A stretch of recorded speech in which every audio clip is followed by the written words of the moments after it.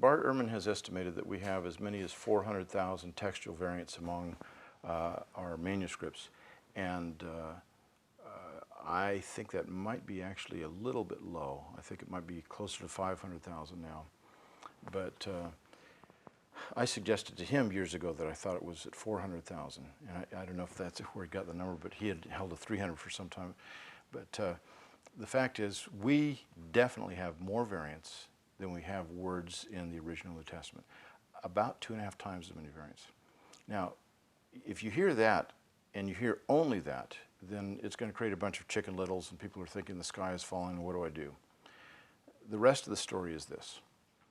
Of those 400,000 textual variants, the vast majority of them are spelling differences that affect absolutely nothing.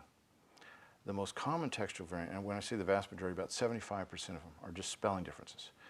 The most common textual variant we have among our New Testament manuscripts is what's called a movable nu. It's an N at the end of a word if the following word starts with a vowel, and that N is dropped if the next word starts with a consonant. That's a simple explanation for movable nu. For example, if you say a book or an apple, well, we understand what that nu is, or that N is doing in English. Same kind of principle. In Arkansas, they say a book, a apple, but we forgive them, but we still know a apple means an indefinite article with the word apple, okay? And the movable nu it didn't move in the first 4 centuries. It was not a feature of Greek. And after that time, it started to move. And so that becomes the most common textual variant. It affects absolutely nothing, and it can't even be translated. The name John sometimes has, Ioannis is the name. Sometimes it has 2 nus in the middle of the word. Sometimes it has 1. So that's a spelling variant, even on a proper name. So these spelling differences are the single largest category. And so if that's 75% of them, now we're down to 100,000 variants. Now, the second largest category is going to be those that are synonyms or things that don't really even affect translation that are other than spelling. It's about 15%. So if you have Lord as opposed to Jesus, this kind of a thing, or transpositions, that's about 15% of all of our textual variants. So it's a very large portion of them. And transpositions in Greek happen because Greek is a highly inflected language, and so you can tell what the subject of the sentence is by the ending of the word rather than by the placement of the word.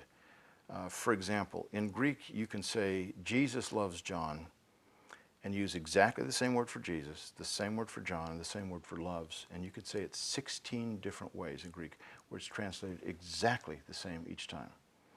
Now, the reason for that partially is because the definite article, the word the, Greek has a definite article, is used with proper names sometimes it's not. I did both my master's thesis and my doctoral dissertation on the article in Greek, kind of books that would cure the most hopeless insomniac. But I did those to wrestle with this kind of an issue, and I still don't understand why it's used with proper names and why it's not. There are all sorts of theories out there. Nobody quite understands it, but it's not some kind of a magic bullet that says if you didn't translate it this way, you've missed the point. We don't translate the Joseph and Mary went to Bethlehem. You know, that's not English. And so in Greek, sometimes it has the article, sometimes it doesn't. That adds to the 16 different ways you can have Jesus loves John. Now, what if you have a different spelling for John? Now, if you just multiply that, you know, so 32 times 32 or wherever it ends up being, then you've got little particles, different ways to spell love, different words for love. It gets into the hundreds of ways in which you can say in Greek, Jesus loves John, where the essential meaning is not changed. Now, the point I would raise with this is, here's something that can't even be translated. No translational difference. In a 3-word translation into English could represent hundreds and hundreds of different kind of phrases in Greek. If that's the case, what's the actual potential of variance that we have among our more than 5,700 manuscripts that are out there, among our more than 15,000 versional witnesses in other ancient languages, among our more than 1 million quotations by the Church Fathers? We've only got 400,000? I'm surprised. I would expect it to be in the millions.